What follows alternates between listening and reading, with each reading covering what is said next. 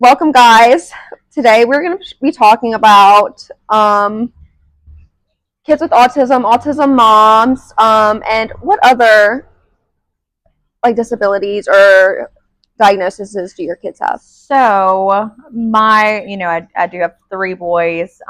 They all, of course, have autism. Then my oldest also has POTS, a Chiari malformation. He has EDS, which is Ehlers-Danlos syndrome. He has severe oral aversions. He's got eosinophilic esophagitis. Then my middle son has also a ultra rare genetic condition, which is a mouthful. You ready for it? Yeah. MYCPB2 related neurodevelopmental disorder. Yeah, it's a mouthful. I'm probably missing something that he has, honestly, right now. But those are his main ones. And then my youngest is just nonverbal autistic. All right. So we're going to be talking about those things, whatever she just said. Yeah. Okay, so this is the version of motherhood that people love to post about. There's the matching outfits, there's a gentle parenting scripts, and there's the quiet coffee mornings. And then there's the motherhood that doesn't get the aesthetic lighting. The one that happens in parking lots during meltdowns, in IEP meeting rooms that feel like battlefields, in bathrooms where you lock the door just to breathe for 30 seconds. Today's guest isn't a Pinterest mom, okay? She's not soft-spoken and perfectly packaged. She's edgy, she's honest, she's tired, and she's powerful. She's raising children with autism in a world that still doesn't fully understand neurodivergence. Because when the system didn't show up for her kids, she did. It's the grief that can coexist with love, the rage that can coexist with protection, the cool mom energy that can coexist with fierce advocacy. And maybe, just maybe, about rethinking the way we look at moms in public. Because the loudest moments aren't failures, they're communication. So today we're talking about autism. We're talking about judgment and honoring a mom who isn't regular. So let's get into it. So first I want to start off with stuff about you and just kind of let you be a person first before. Am I one of those? Yes, before I just get into what it's like being a mom of autistic children. So you are your own person, so let's talk about that. Right. Who you were before the diagnosis. So what were you like before kids? That's a hard one. You can be honest as you want. My entire life it seems like it's been nothing but kids. I did have my oldest son pretty early in life, and so the past almost 12 years done nothing but be mom. Yeah. However, aside from that, I love hiking, I love music, I love I don't know, I love nature, I love, all the things other people do, Tattoos. Oh yeah. Yep, tattoos, love them. So what did you think motherhood would be? Normal, whatever normal was. I envisioned having, the 4 kids, white picket fence, big house, doing all the things, following my dream career. Which was what? I actually wanted to go into law enforcement. Okay. And at one point I wanted to become a detective, which I still do. But obviously that didn't happen. Right. I envisioned us having kids who wanted to participate in all the sports and going and being able to cheer them on and all those things. So did you ever picture this version of your life? No, I didn't, and it was hard to deal with for a long time. But I turned it into something different. Right. So. Okay, so diagnosis moments. This is where we're going to talk about. Anyway, so autism is not a tragedy, is basically what I'm trying to say. So I'm going to let you define it. So when did you first notice there was something different? So it kind of is different for each one of my kids. With my oldest, and I'm not gonna lie, I just thought he was bad. Like this So child. did you know anything about like autism or anything? At that time, I did not. Everything that I had always heard about it was very, very negative. And I was like, nope, not my child. No, he's just bad. He's, he needs his ass or something. So I mean, I did notice delays in certain things. Probably about 1 year old with him. Of course, we started all the therapies and did all the things, and then that's in early steps is where we really heard the word autism for the first time. But with my second son, it was more obvious very, very early on, probably even 6 months in. He had very obvious like stemming things that he would do. And then with our third son, same. It was very, very early on. Yeah. So do you know what level autism they are?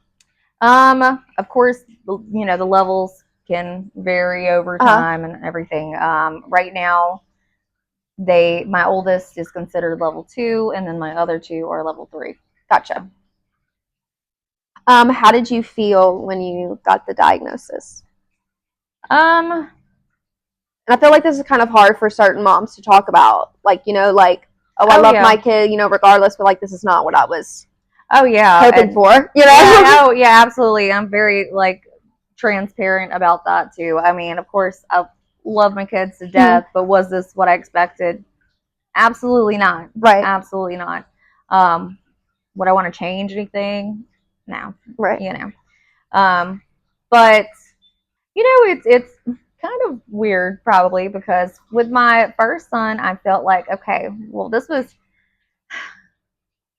a moment where I felt guilt because I just assumed that he was a bad child and I tried to discipline it out of him. And so there was guilt with him. I was more open and understanding, and I really didn't have a whole lot of grief when it came to my second son. But then honestly, when it came to my youngest, I was in hardcore denial for a long time, even though the symptoms and the signs, they were there, obvious, like undeniable. It hit me the hardest with my youngest. I remember he was 9 months old whenever it was first mentioned. It was probably mentioned before that, and I just was like, no. But I was in the pediatrician's office. We were doing a checkup, and it was mentioned. I remember sitting on the floor and crying. And I was really crying. I was like, no, Right. But what misconception did you have about autism, like when you first got diagnosed with the first one? Like you said, you thought like he was just bad and everything you heard was negative. I think like many people tend to think, that autism affects their intelligence, which is not true. I used to have in a center that I used to work at, he was 5 and he could read like big words like Louisiana, Mississippi. Like he was spelling out words, and like you don't understand that like they really are actually super smart. And even when you think they're not listening or they don't understand, they are listening and they understand. They understand. Being nonverbal does not mean they are deaf. Does not mean they cannot, see you. They're not, like some people truly believe like they can't hear you or something. And so early on, I kind of had a lot of concerns about intelligence. I did wonder what the rest of our lives would look like. But like you were saying about the child that you had, my youngest son, again, it's nonverbal, but this dude can read. We truly believe that he can read. He is able to say some things, but he's not able to communicate other than using his AC. Yeah.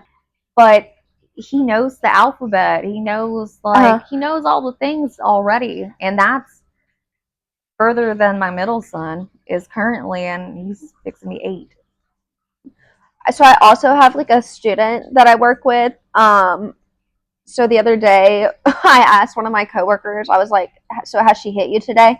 Because like she slaps so hard. And she was like, actually, no. Like, usually when we try and get her to do work, like, that's when, like, aggressions and stuff. But it's not even, she's just sassy. She's a sassy girl. And so I asked her, like, has she hit you today? And she was like, no. And then, like, she literally looked at her and hit her across the face.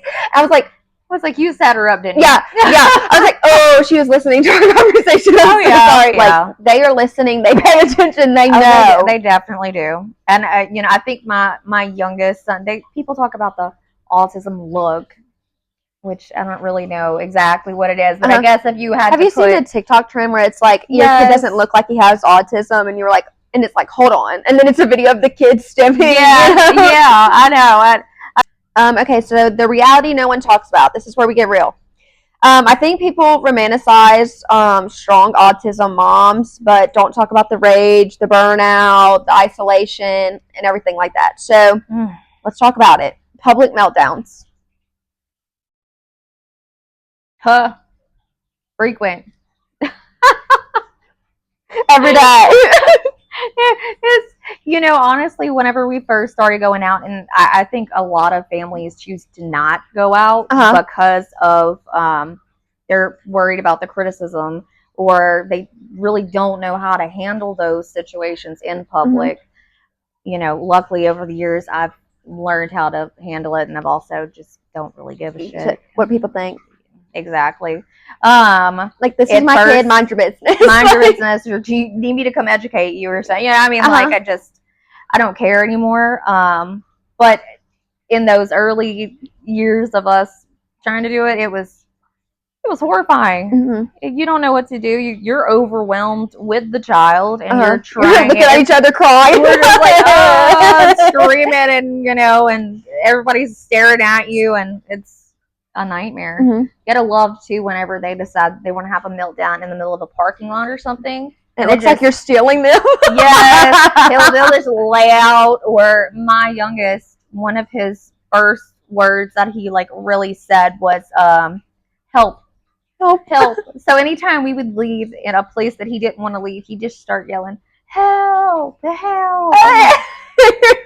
Girl, it always looked like we were trying to steal him from the playground. Okay, so judgment from other parents or other people.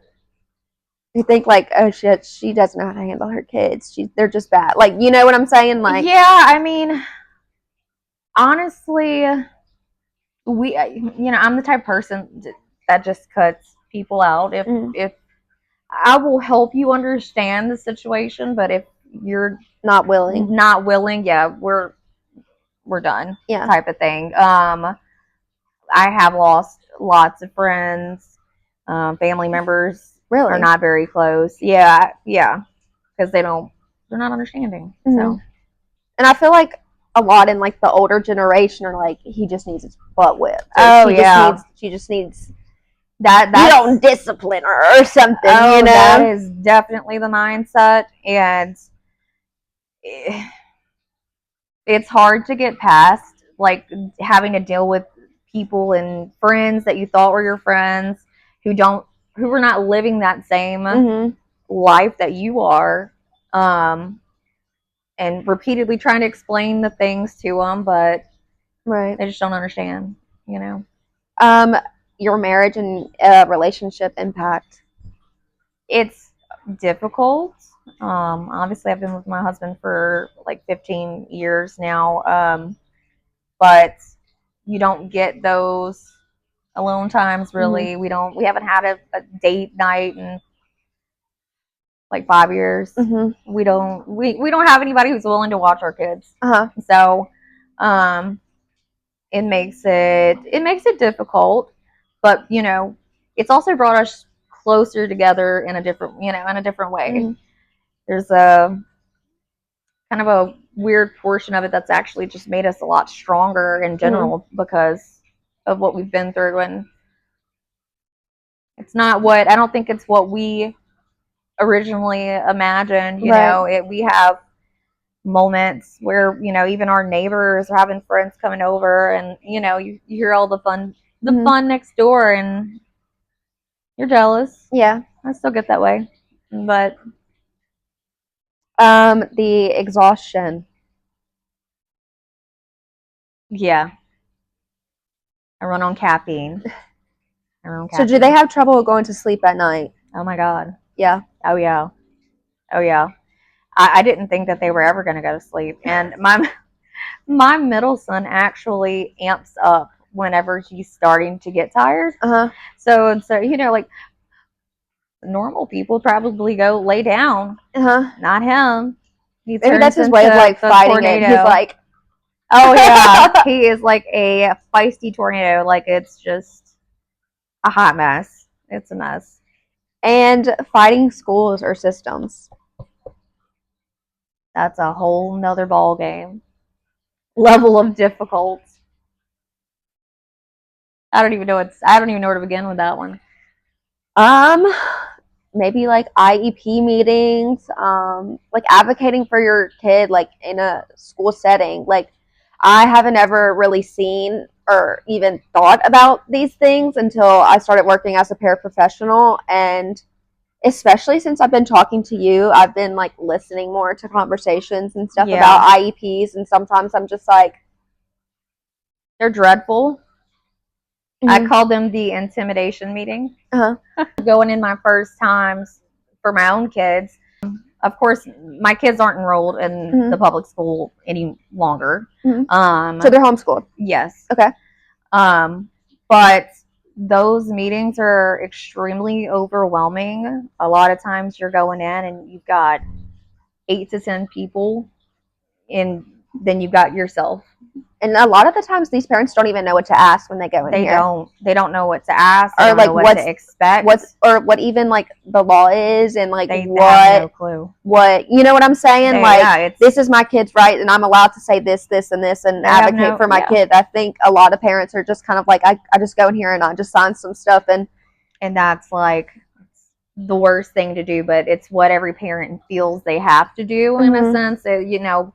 Like you said, if you don't know the law, you don't know what to ask for, you feel overwhelmed, even in here, you know, with all these people, you know, emotions are high because you're fighting for your baby. Right. If they are just very, very overwhelming. And the process can be long in general to even get an IEP. Right. Get the correct behavior plans and supports in place. You know, it's just... a lot. Yeah. Okay, so being a cool mom, this is going to get a little bit funner segment because that one was a little bit more serious. Okay. What makes you not a regular mom? I'm not a regular mom. I'm a cool mom. Well, that's what I think about. Obviously, I feel like all my tats make me pretty cool. I'm not the mom who is super, super strict. I don't have like, you know, I'm not that overbearing mom. Right. My kids we have a good time together. We cuss. I cuss. You know, my kids might drop a bad word or two, and I'm like, okay, that's how you feel. We're doing that thing. You know. I also would cuss. And then I have my friend Nikki. I worked with her, and her son is also in my class. And she allows him and her youngest, which is her daughter, they can say whatever they want as long as they're in the car and they're at home. Yeah. She does say like they know when they can and can't use it. You don't use it at school, you know. But she says like if they're expressing themselves or whatever, she was like, go for it. I've never understood. Like, how can I say it and then just be like, you're not supposed to say that. Exactly. What do people assume about you? I mean, I feel like people would assume that like I was like a bad mom or anything because like you said, cussing in front of my kid, or you know, honestly, I have like tattoos and stuff too, so you wouldn't think like a foster mom. Yeah, well. A founder? No, but you know, I think a lot of people think I'm a super mom, and I don't I don't look at it that way. Mm-hmm.